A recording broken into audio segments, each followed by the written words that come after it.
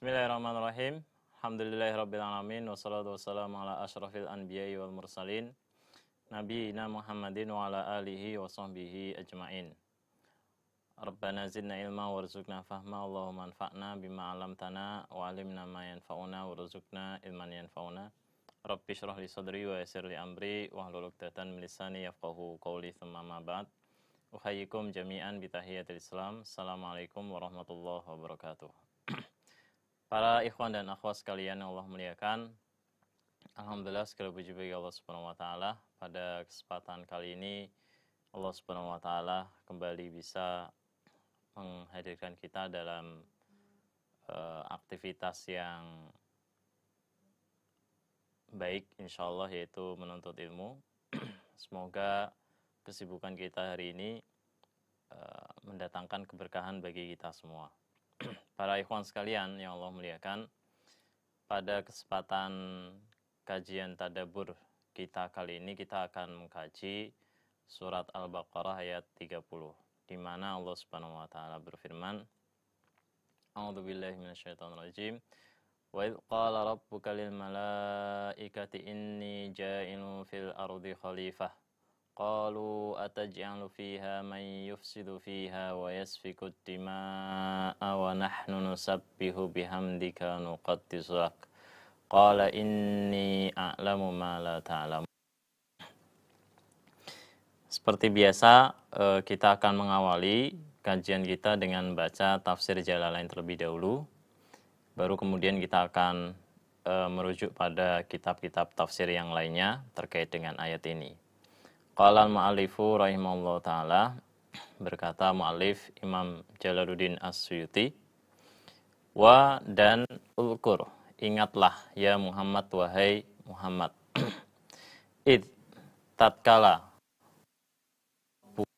Tuhanmu berkata, lil malaikati, kepada para malaikat, inni ja'il ardi khalifah, sesungguhnya aku menjadikan di bumi ini khalifah, seorang khalifah.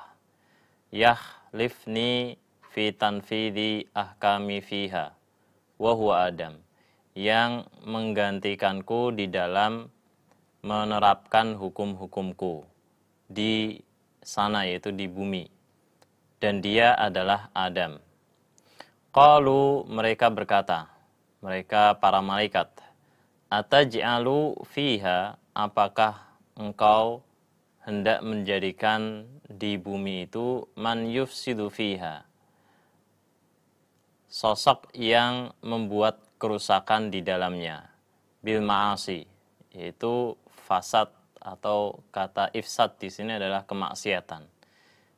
Apakah engkau hendak menjadikan di dalamnya sosok yang berbuat maksiat di dalamnya. Wa yasfikud dima'a, dan menumpahkan darah, ay yurikuha bil qatl, yaitu mengalirkannya dengan membunuh. Kama fa'ala banul jannu jani wa kanu fiha, sebagaimana itu dilakukan oleh Banul Jan, dan dulu mereka ada di bumi, ya, sebelum turunnya Adam dari surga ke bumi. Falamma afsadu, maka tatkala mereka membuat kerusakan, yaitu Banul Jan ini, arsalallahu alaihimul malaikah, maka Allah Subhanahu wa taala pun mengutus malaikat atas mereka, Banul Jan, yang membuat kerusakan di bumi. Fataraduhum, lalu malaikat mengusir mereka ilal jazairi wal jibali, ke pulau-pulau dan gunung-gunung. Wa nahnu nusabbihu, sedangkan kami mensucikan, ay multabisina, seraya bihamdika, dengan memujimu. Ay naqulu, maksudnya kami mengatakan subhanallahi wa bihamdih. Wa nuqaddisu laka, dan kami mensucikanmu, ay nunazzihuka amma la yaliku bika, mensucikanmu dari segala sesuatu yang tidak layak ada padamu.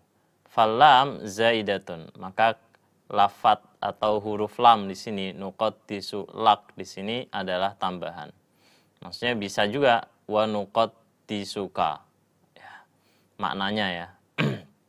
Adapun lafadznya sudah tetap menggunakan lam ya, tidak boleh dirubah-rubah. Wa nuqaddisulak wal jumlah hal, sedangkan jumlah wa nahnu nusabbihu bihamdika wa nuqaddisulak ini adalah hal. Kedudukannya di dalam i'rab. Ai fanahnu ahaqqu bil istikhlaf. Ya. Maksudnya malaikat mengatakan seperti itu, kami lebih berhak tentunya untuk istikhlaf karena yang menjadi khalifah di muka bumi ini haruslah ya sosok-sosok yang senantiasa bertasbih dan mensucikan Allah Subhanahu wa taala.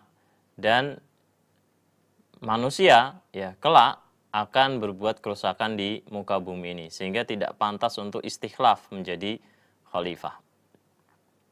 Qala ta'ala, kemudian Allah Subhanahu wa taala berfirman, "Inni a'lamu ma la ta'lamun." Sesungguhnya aku mengetahui apa yang tidak kalian ketahui. Apa itu? Sesuatu yang Allah tahu dan malaikat tidak tahu yang dimaksud di ayat ini, yaitu minal maslahati, yaitu kemaslahatan, fistikhlafi Adam, dari dijadikannya Adam sebagai khalifah, wa anna dzurriyyatahu fihimul muti'u wal asi, dan bahwasanya maslahah ya, bahwasanya di antara keturunannya itu ada yang taat dan ada yang maksiat. Fayadharul adlu bainahum, sehingga tampaklah keadilan di antara mereka. Faqalu, maka mereka para malaikat itu berkata, lan yakhluqa rabbuna khalqan akrama alaihi minna wala a'lama. Tuhan kami tidak akan menciptakan makhluk yang lebih mulia daripada kami dan lebih tahu daripada kami. Lisabqina lahu, karena kami lebih dahulu diciptakan. Wa ru'yatina ma lam yarah, dan kami melihat apa yang tidak dilihat oleh makhluk itu. Fa khalaqallahu ta'ala Adam, maka Allah pun menciptakan Adam min adimil ardi, ay wajiha, dari permukaan bumi. Bi an qabadha minha qabdatan min jami'i alwaniha, yaitu dengan menggenggam segenggam tanah dari berbagai warna, wa ujinat bil miyahil mukhtalifah, kemudian diaduk dengan air-air yang berbeda-beda atau bermacam-macam, wa sawwahu wa nafakha fihi ruha, kemudian Allah membentuk Adam itu dan meniupkan ruh padanya. Fasara hayawanan hassasan ba'dan kana jamadan, maka ia pun menjadi makhluk hidup yang dapat merasakan setelah sebelumnya hanyalah benda-benda mati. Jadi ikhwas sekalian, perkataan malaikat ya, lan yakhluqa rabbuna khalqan akrama alaihi minna wala alam. Kemudian Allah tidak menciptakan, Tuhan kami tidak akan menciptakan makhluk yang lebih mulia daripada kami dan lebih tahu. Kemudian dibantah oleh Allah Subhanahu wa taala dengan Allah menciptakan Adam yang lebih mulia ya daripada malaikat. Di sejumlah kitab tafsir kemuliaan itu ya dengan diangkatnya derajat manusia ya di atas malaikat dengan keimanan mereka. Kemudian wala alam, kemudian dibantah oleh Allah Subhanahu wa taala dengan ayat sudahnya, yaitu wa 'allama Adamal asma'a kullaha, dan Allah memberitahukan Adam nama-nama semuanya. Ya. Baik, ini ikhwas sekalian, ada sejumlah pertanyaan yang mungkin jarang kita gali ya dari ayat ini. Di antaranya pertanyaan tentang apa makna khalifah di situ. Apakah khalifah yang di sini dimaksud adalah Adam, ataukah khalifah di sini adalah keturunan Adam, ataukah keduanya Adam dan keturunannya. Kemudian ada juga pertanyaan Mengapa Allah Subhanahu wa taala menetapkan bahwa kelak keberadaan manusia di muka bumi ini akan membuat kerusakan dan membunuh, ya, atau saling berperang, saling bertikai satu sama lain. Kemudian pertanyaan, kalau Allah Subhanahu wa taala menetapkan Adam kelak di bumi, mengapa Allah Subhanahu wa taala menjadikan keluarnya Adam dari surga dan turunnya Adam ke bumi itu sebagai hukuman atas kekeliruannya saat melanggar perintah Allah Subhanahu wa taala, yaitu memakan atau mendekati pohon yang dilarang oleh Allah Subhanahu wa taala karena rayuan jin, ya, atau iblis, ya. Nah, jadi keluarnya Adam ini apakah untuk tujuan keluarnya Adam di surga ini apakah sebagai khalifah sebagaimana di ayat ini ataukah sebagai hukuman? Nanti kita akan coba jawab itu dalam jumlah faidah-faidah yang saya kumpulkan dari jumlah kitab tafsir. Nah, ikhwah sekalian, faidah yang pertama, lafadz id, ya, di ayat itu wa id qala. Lafadz id diperselisihkan maknanya menjadi dua pendapat. Yang pertama bahwa kata id ini adalah huruf zaidah atau huruf tambahan. Namun orang Arab terbiasa mengucapkannya dan Al-Quran diturunkan dengan bahasa Arab. Yang kedua, dan ini pendapat yang benar, bahwa tidak ada satupun di dalam Al-Quran yang tidak memiliki makna. Jadi tidak ada yang namanya tambahan. Ya, tambahan itu selalu ada, atau kata id itu selalu ada maknanya. Bukan huruf yang sia-sia ada di dalam Al-Quran. Jadi bukan sekedar tambahan. Maka kata tersebut, yaitu id, ini dinasabkan karena ada fi'il atau kata kerja yang disembunyikan, yaitu ulkur. Makanya di sini Imam Jalaluddin Suyuti menafsirkan sebelum kata id ini ada ulkur, ya, dan ingatlah ketika berkata Tuhanmu. Pendapat pertama yang menyebutkan id itu adalah zaidah, tambahan, itu merupakan pendapat Abu Ubaidah. Namun pendapat itu ditolak oleh sejumlah ahli tafsir yang lainnya, yaitu seperti Az-Zajjaj dan An-Nahas. Dan An-Nahas berkata, ini adalah kekeliruan, yaitu pendapat yang mengatakan id itu adalah tambahan. Menurutnya itu adalah kekeliruan, karena id adalah isim atau kata benda, dan ia merupakan dzarf zaman atau keterangan waktu, yang tidak termasuk jenis kata yang bisa ditambahkan sebagai huruf tambahan. Maksudnya, ya, maksud dari lafadz itu dengan adanya kata id, ingatlah ketika, ya, Tuhanmu berfirman kepada para malaikat. Kemudian faidah yang kedua, khalifah di ayat ini secara bahasa berarti pengganti. Dalam tafsirnya Ibnul Jauzi menyebutkan bahwa khalifah adalah orang yang menggantikan posisi orang lain. Jadi kalau dikatakan hada khalfun, hada khalfu fulanin, atau wa khalifatuhu, yang artinya ini adalah pengganti atau khalf, pengganti si fulan, atau khalifah penggantinya.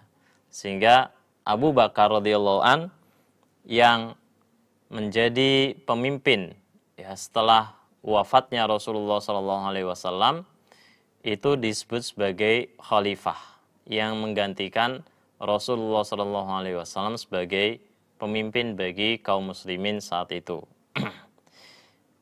Ibnu Al-Anbari berkata, asal kata khalifah sebenarnya adalah khalif tanpa huruf ha, ya, khalif, ya, tanpa huruf ta marbutoh, ya. Namun huruf ta marbutoh ditambahkan untuk memberikan kesan penegasan atau mubalaghah dalam memuji orang yang memiliki sifat ini. Artinya pengganti yang benar-benar menggantikan, gitu, ya, lil mubalaghah. Kemudian faedah yang ketiga, para ahli tafsir berbeda pendapat terkait siapa yang dimaksud dengan khalifah di ayat itu. Imam Al-Qurtubi mengatakan, Ibnu Abbas dan Ibnu Mas'ud berpendapat bahwasanya khalifah di ayat itu adalah Nabi Adam alaihi salam. Sebagaimana ini menjadi pendapat Imam Jalaluddin Asyuti ya di ayat ini ya. Jadi inni jailun fil ardi khalifah, itu sesungguhnya aku menjadikan di muka bumi ini Adam yang tugasnya menjadi khalifah.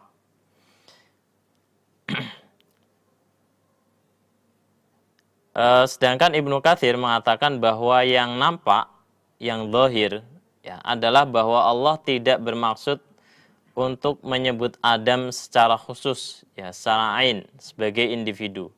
Sebab jika yang dimaksud adalah Adam secara langsung, maka tidak pantas malaikat berkata, ataj'alu fiha may yufsidu fiha wa yasfikut dima. Apakah engkau hendak menjadikan di sana makhluk yang akan membuat kerusakan di dalamnya dan menumpahkan darah? Karena Adam tidak akan melakukan dua perbuatan maksiat ini atau tercela ini, yaitu merusak atau berbuat maksiat dan menumpahkan darah. Jadi tidak pantas malaikat mengatakan seperti itu, karena ya fungsi khalifah itu seharusnya justru melakukan perbaikan ya, kemudian mencegah terjadinya peperangan atau pembunuhan ya.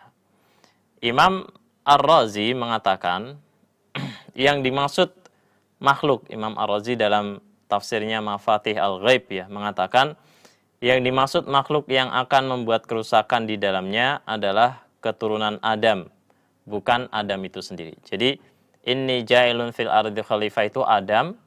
Kemudian para malaikat mengatakan, apakah engkau hendak menjadikan di bumi itu keturunan-keturunannya Adam yang kelak membuat kerusakan di dalamnya dan mengalirkan darah. Jadi sebagian dari keturunan Adam kelak ya akan melakukan dua kemaksiatan ini.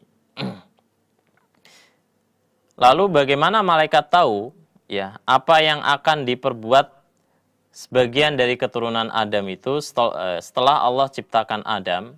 Ya, dari mana malaikat tahu? Ataj'alu fiha man yufsidu fiha, bahwasanya kelak keturunan Adam itu akan melakukan kerusakan-kerusakan dan menumpahkan darah.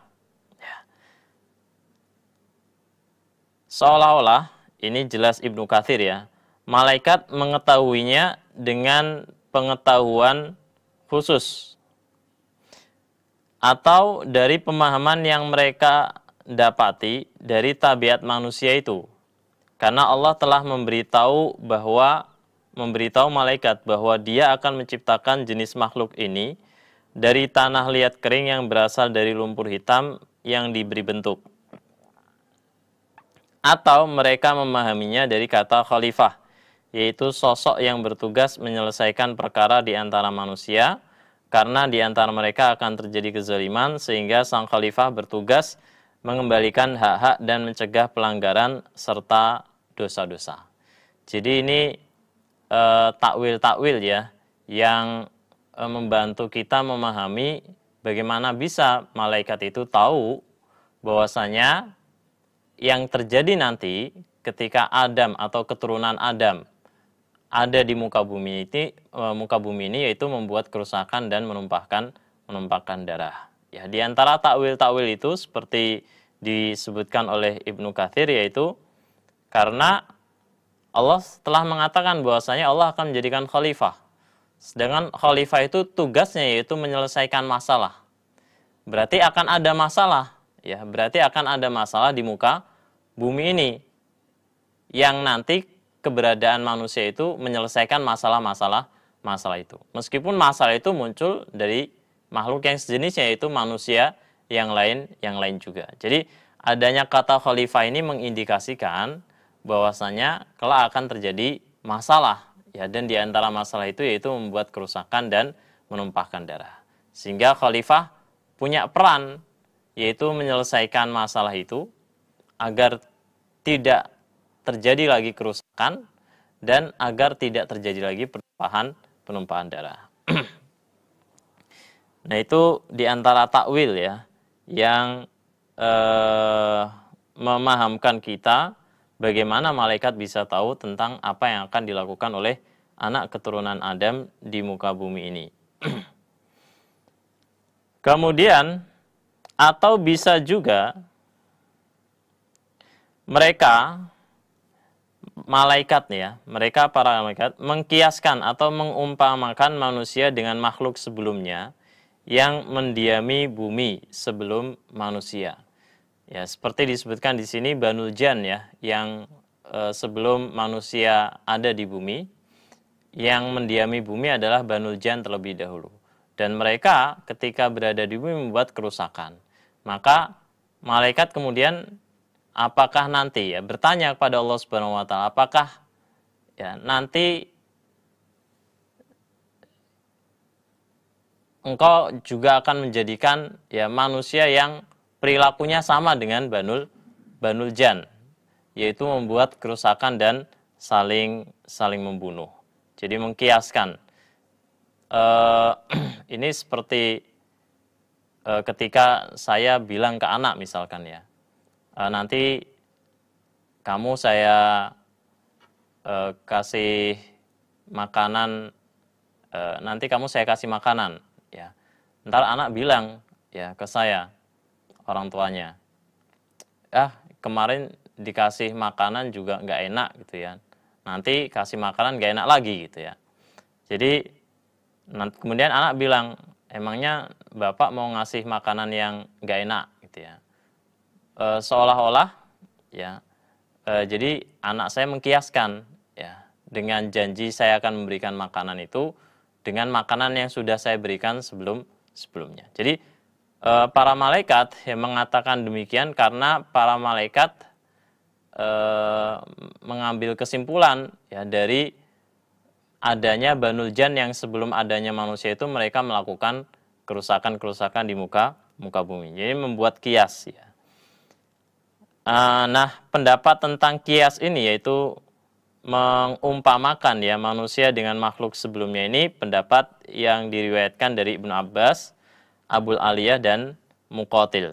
Adapun pendapat pertama yang menyebut pengetahuan malaikat tersebut bersumber dari Allah Ta'ala dikatakan oleh Ibnu Mas'ud, Ibnu Abbas, Al-Hasan, Mujahid, Qatadah, Ibnu Zaid dan Ibnu Qutaibah. Jadi malaikat tahu bahwasanya akan terjadi kerusakan dilakukan oleh manusia di muka bumi ya sebelum diciptakannya manusia itu, karena Allah sudah memberitahu malaikat. Jadi seolah-olah sebelum kata qalu ataj'alu fiha may yufsidu fiha itu ada informasi yang Allah sampaikan tentang khalifah di sini, bahwasanya ada keturunan dari khalifah ini Adam nanti yang kelak akan berbuat demikian. Kemudian malaikat bertanya, menegaskan gitu ya, ataj'alu fiha may yufsidu fiha. Engkau mau menciptakan lagi makhluk yang akan membuat kerusakan lagi gitu ya, seperti itu. Nah, para ahli tafsir juga berbeda pendapat, ini faedah yang keempat. Terkait siapa yang diganti dengan adanya Adam sebagai khalifah atau pengganti di bumi. Imam Ar-Razi di dalam tafsirnya mengatakan sebagian ahli tafsir berpendapat yang diganti adalah makhluk yang mendiami bumi sebelum Adam, sebagaimana riwayat Ibnu Abbas. Jadi kata khalifah kan pengganti. Jadi inni ja'ilun fil ardi khalifah, aku menjadikan di muka bumi ini Adam sebagai khalifah, yaitu yang menggantikan kaum sebelumnya, yaitu Banul Jan. Ini riwayat Ibnu Abbas. Pendapat lain menyebutkan Adam menggantikan Allah Ta'ala dalam menerapkan hukum-hukumnya di antara hamba-hambanya yang mukallafin, sebagaimana riwayat Ibnu Mas'ud juga dinisbatkan pada Ibnu Abbas, juga Imam As-Sudi. Sebagaimana ini juga dipilih ya oleh As-Suyuti di dalam tafsir Jalalain ini, yaitu fitan fi di ahkami, dalam menerapkan hukum-hukum. Nah, pendapat ini dipertegas dengan firman Allah Ta'ala, inna ja'alnaka khalifatan fil ardi fahkum bainan nasi bil haqqi. Sesungguhnya kami menjadikan engkau sebagai khalifah di bumi, maka berilah keputusan di antara manusia dengan kebenaran. Jadi inni ja'alnaka khalifatan fil ardi, khalifah di sini khalifatullah litanfidhi ahkami, yaitu yang menggantikan Allah di dalam menerapkan hukum-hukumnya. Faedah yang kelima, Abdullah bin Umar radhiyallahu anhu sebagaimana dikutip Ibnu Katsir di dalam tafsirnya mengatakan kaum jin yaitu Banul Jan telah berada di bumi 2000 tahun sebelum Allah menciptakan Adam. Mereka membuat kerusakan di bumi dan menumpahkan darah. Maka Allah mengutus pasukan dari para malaikat, lalu para malaikat itu memukul dan mengalahkan mereka, Banul Jan, hingga mereka terusir ke pulau-pulau di lautan atau gunung-gunung sebagaimana disebutkan di tafsir Jalalain. Lalu Allah berfirman kepada para malaikat yang artinya sesungguhnya aku hendak menjadikan seorang khalifah di bumi. Mereka, para malaikat berkata yang artinya, apakah engkau akan menjadikan di dalamnya atau di bumi itu makhluk yang akan membuat kerusakan di dalamnya dan menumpahkan darah? Sebagaimana itu dilakukan oleh Banul Jan. Maka Allah berfirman yang artinya sungguhnya inni a'lamu ma la ta'lamun. Aku mengetahui apa yang tidak kalian ketahui. Faedah yang keenam, Imam Ar-Razi juga menyebut dasar pendapat yang menyebut bahwa khalifah di ayat itu adalah keturunan Adam, bukan Adam itu sendiri. Adalah karena sebagian mereka menggantikan sebagian yang lain. Jadi ja'ilun fil ardi khalifah, ya kata khalifah di situ pengganti, yaitu karena Allah Subhanahu wa taala mempergilirkan ya, dalam generasi, dari setiap generasi ke generasi itu khalifah ya, atau orang yang berperan sebagai khalifah atau penguasa, pemimpin. Yakhlufu ba'duhum ba'dha. Ya. Ini adalah pendapat Al-Hasan Al-Basri. Dan yang menguatkan pendapat ini adalah firman Allah, wa huwallazi ja'alakum khalaifal ardi. Dan dialah yang menjadikan kalian sebagai khalifah-khalifah di muka bumi ini. Karena ya setelah generasi ini wafat atau tidak ada, digantikan generasi yang lain yang menjadi pemimpin di bumi. Sehingga terjadinya pergantian kepemimpinan itu ya, disebut sebagai khalifah. Ya. Kata khalifah adalah isim atau kata benda yang cocok digunakan untuk bentuk tunggal maupun jamak. Ya. Juga cocok digunakan untuk laki-laki maupun perempuan. Jadi tidak ada masalah Allah Subhanahu wa taala menghadirkan lafadz khalifah di sini ya dalam bentuk mufrad yang jamaknya adalah khalaif sebagaimana di ayat yang lain, yaitu wa huwallazi ja'alakum khalaifal ardi. Karena meskipun dia mufrad khalifah, tapi ya tidak menutup kemungkinan khalifah di situ adalah bisa dimaknai secara jamak atau banyak. Kemudian Imam Al-Qurtubi, ini faedah yang ketujuh, mengatakan bahwa ayat ini merupakan dasar atau dalil tentang kewajiban mengangkat seorang imam, yaitu Al-Imam Al-A'zam ya, yaitu pemimpin yang agung, dan khalifah yang didengar dan ditaati, agar persatuan dapat terwujud melalui kekhilafahannya, kepemimpinannya, dan hukum-hukum khalifah dapat dijalankan. Tidak ada perbedaan pendapat dalam hal kewajiban ini, baik dari kalangan umat maupun di antara para imam atau para ulama. Tidak ada perbedaan pendapat bahwasanya hukum mengangkat seseorang sebagai khalifah itu hukumnya wajib. Dan yang dimaksud kewajiban mengangkat seorang imam ini sudah keluar dari pertanyaan atau pernyataan Imam Al-Qurtubi ya. Dan yang dimaksud kewajiban mengangkat seorang imam adalah imam besar, yaitu Al-Imamah Al-Udma atau Al-Imam Al-A'zam. Al-Qurtubi dikuatkan oleh Ibnu Katsir dan Asy-Syankiti di dalam tafsirnya menerangkan dengan panjang syariat pengangkatan Al-Imam Al-A'zam, yaitu imam besar atau imam yang agung. Asy-Syankiti mengatakan mayoritas ulama berpendapat dasar hukum. Kalau tadi para ulama sepakat bahwasanya mengangkat imam itu hukumnya wajib atau khalifah itu hukumnya wajib. Lalu apa dasar hukumnya?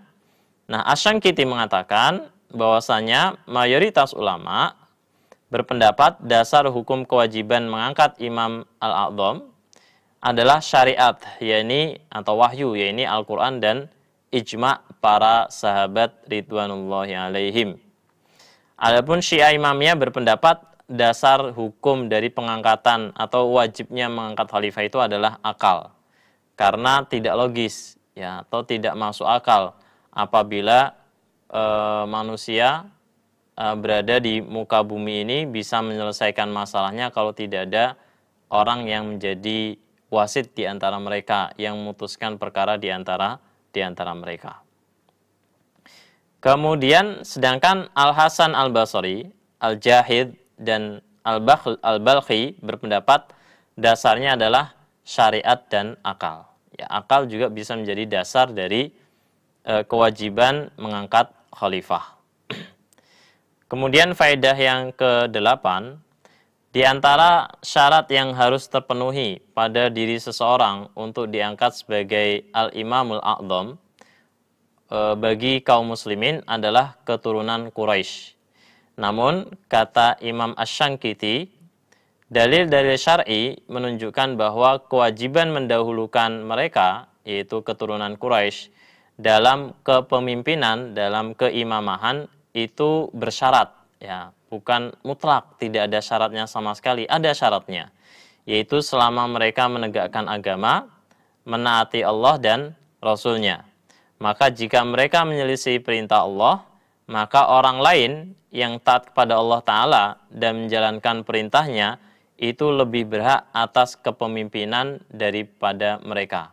Meskipun yang menggantikan mereka ini, yang lebih layak karena ketaatan ini, bukan dari kalangan Quraisy.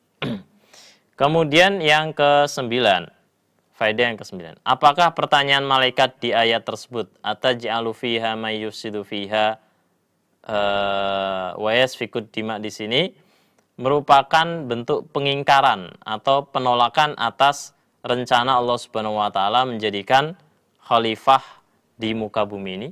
Ya, karena memang kalau kita perhatikan secara zahir, ya seolah-olah malaikat mengatakan protes ya.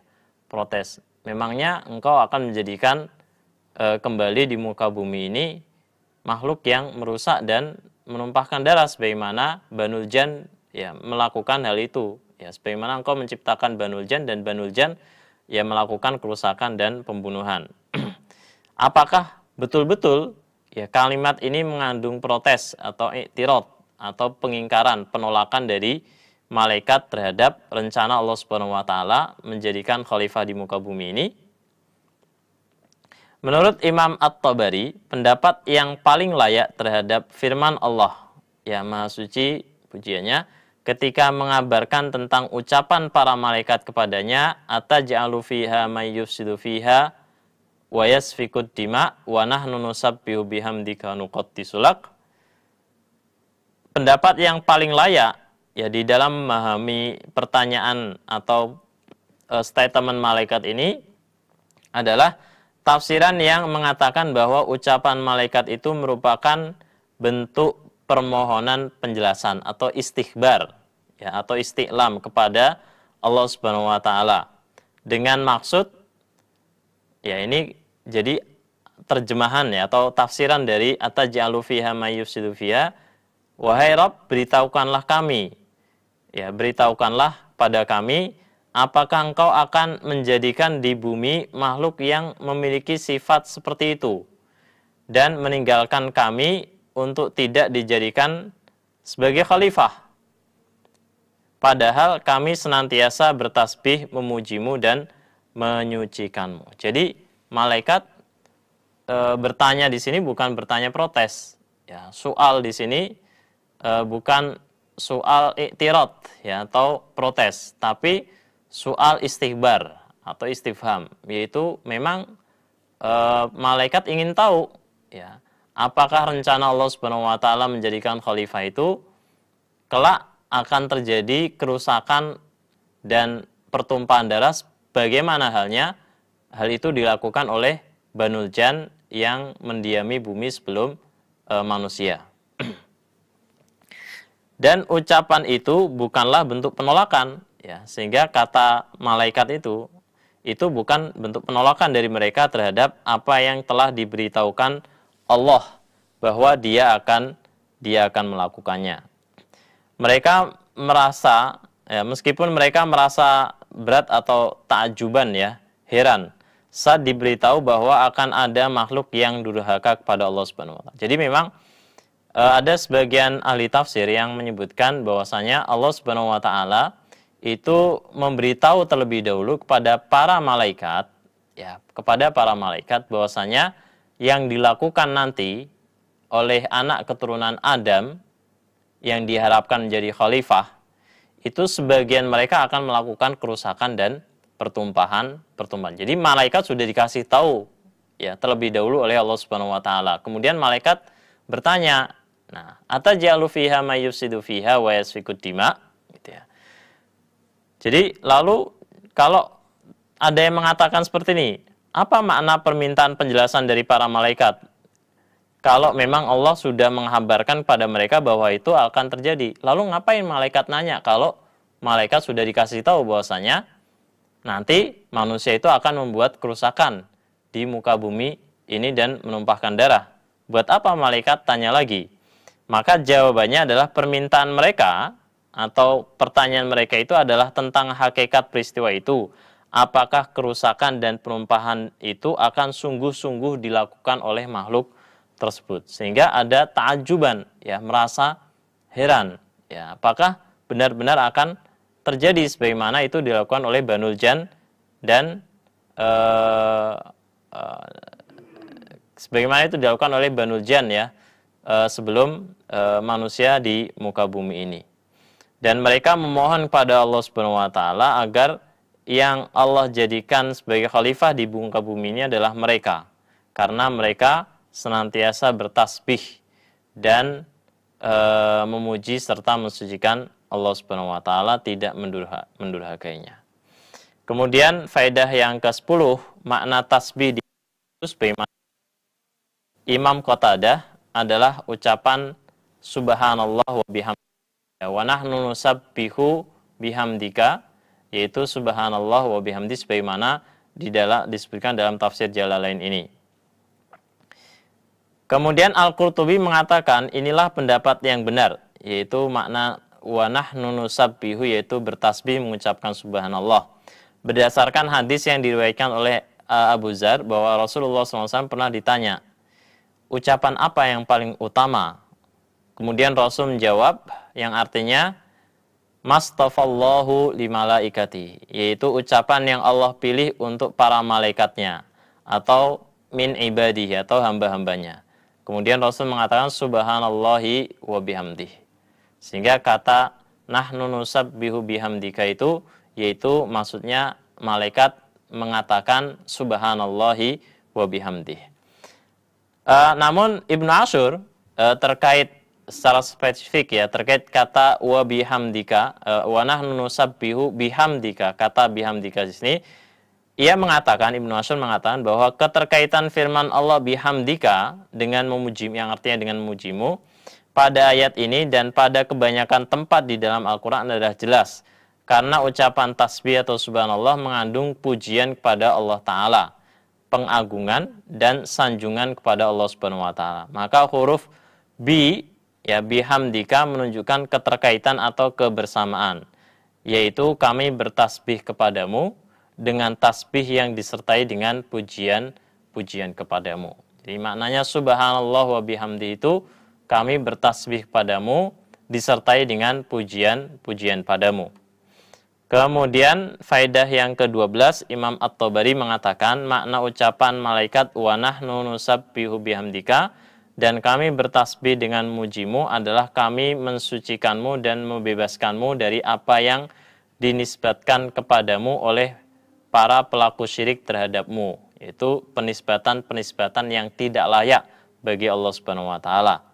Kemudian lafadz wa nuqaddisulak, kata Imam At-Tabari, dan yang artinya kami mensucikanmu, maksudnya adalah kami menetapkanmu menetapkan bagimu sifat-sifat yang layak bagimu, berupa kesucian dari segala kotoran, ya, dan dari hal-hal yang telah disandarkan padamu oleh orang-orang kafir terhadapmu. Jadi makna tasbih itu tadhir atau pensucian, sedangkan atau tanzih.